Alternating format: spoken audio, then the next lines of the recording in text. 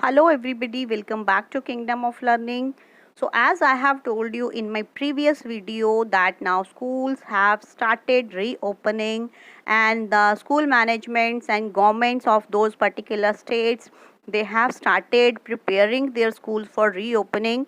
So if you haven't watched my previous video, do check that one also. So now in this video I'm going to tell you that if you are students of classes 9th to 12th, then you must wait from your school to provide you certain guidelines.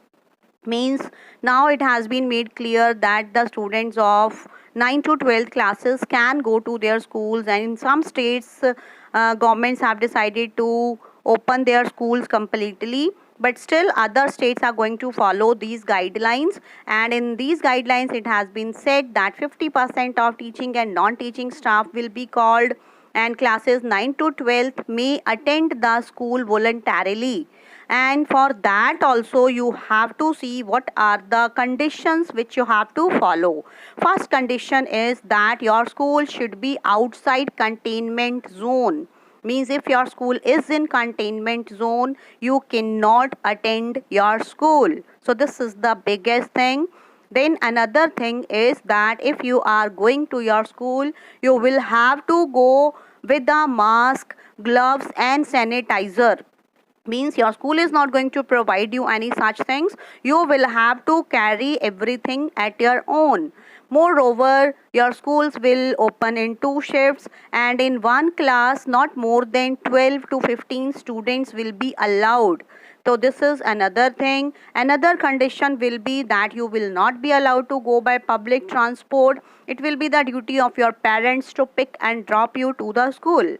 Another thing is that in all the schools sanitization tunnels will be used. Means regular classes will be there, but in two shifts half of the students will come in the first shift, then half of the students will join in the second shift. So let's see how does it work now.